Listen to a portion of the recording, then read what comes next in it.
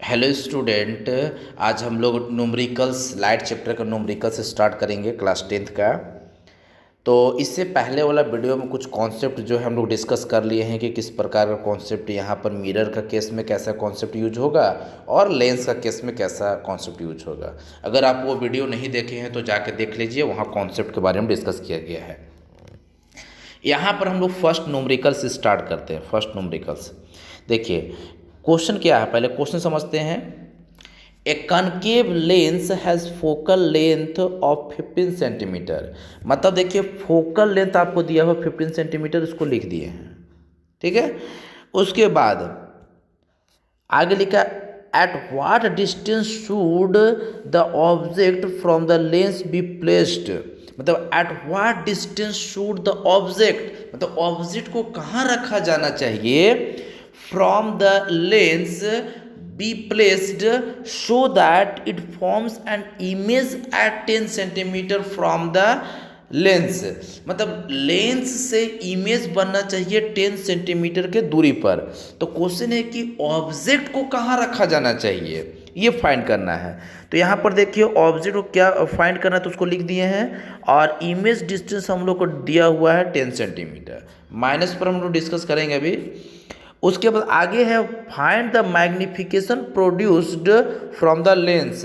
अब हम लोग को मैग्निफिकेशन भी फाइंड करना है। तो देखते हैं बारी बारी से। यहाँ माइनस का जिक्र हुआ है, माइनस क्यों लगा है। तो देखिए यहाँ पर लाइट देखिए इधर से जा रहा है, और अगर इसी डायरेक्शन में अगर किसी का लेंथ अगर मेजर करते हैं तो वो पॉजिटिव होता है। लेकिन अगर ये ऑप्टिकल सेंटर से अगर हम लोग इधर कोई डिस्टेंस को मेजर करेंगे इधर, तो उसको हम लोग नेगेटिव मिलेंगे। तो इधर ध्यान दीजिए, यहाँ पर इधर फोकस जो है इधर है, तो फोकल लेंथ जो है हम लोग इधर मेजर करेंगे। आप सोचिएगा इधर भी है, तो देखिए फोकल लेंथ मेनली कहते किसको हैं, अगर जाना जाए कि फोकल लेंथ कहते किसको हैं, तो जब पैरेलल रे अगर कोई आता है, दूर से कोई पैरेलल रे आता है, और यहाँ पर जब मिरर पे आएगा, आने के बाद मिरर पे आने के बाद अगर कोई यहाँ से देखिए यहाँ पर जो है रिफ्रैक्ट होके आगे चल गया, तो ये तो कभी मिलेगा नहीं, प्रिंसिपल एक्सिस में कहीं मिलेगा नहीं। और कोई भी पैरेलल रे आता है और प्रिंसिपल एक्सिस में मिलता है, वहीं पर फोकस बनता है। तो यहाँ पर देखिए, यहाँ पर अगर इसको आगे बढ़ाएंगे तो मिलेगा नहीं, इसको बैक मिलाना पड़ेगा।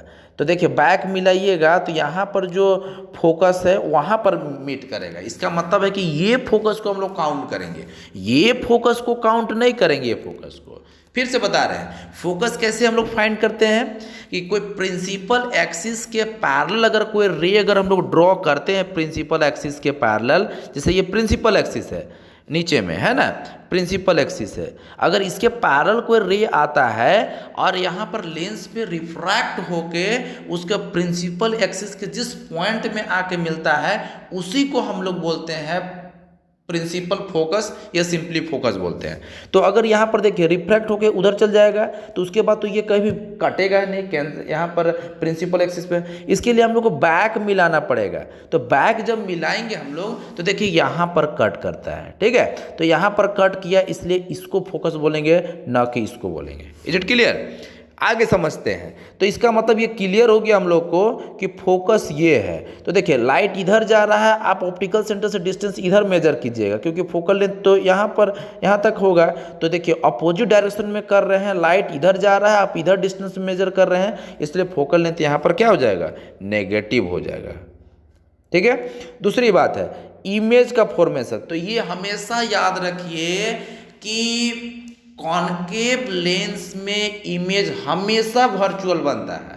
तो वर्चुअल बनेगा, तो अगर वर्चुअल बनता है इमेज तो उसको हम लोग नेगेटिव में लेते हैं, और रियल बनता है तब पॉजिटिव में लेते हैं। तो कॉनकेव लेंस में हमेशा वर्चुअल बनता है, इसमें कोई दो राय नहीं है, हमेशा बनता है। और कॉन्वेक्स में जो है वो दोनों बनता है, वर्चुअल बनता है, रियल भी बनता है। तो अभी हम लोग डिस्कस कर रहे हैं कॉनकेव लेंस, तो वही बात करें। तो हम लोग क्लियर हो गए कि कॉनकेव लेंस में हमेशा वर्चुअल बनता है, इसलिए इसको नेगेटिव लेंगे, कोई डाउट नहीं है। आगे बढ़ते हैं कैलकुलेशन में। तो देखिए हम लोग को फाइंड करना है u और m फाइंड करना है।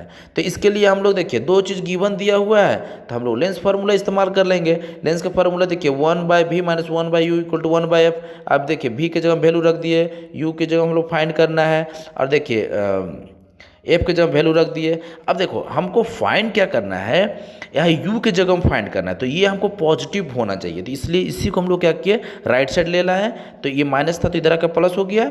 उसके बाद ये देखिए माइनस में इसको इधर ले लाया, तो ये देखिए यहाँ प्लस में हो गया। ठीक है, उसके बाद आगे देखिए इसमें सिंपल कैलकुलेशन चला लेंगे। तो कैलकुलेशन सिंपल में कोई दिक्कत नहीं है, दोनों 10 और 15 का एलसीएम 30 हो गया।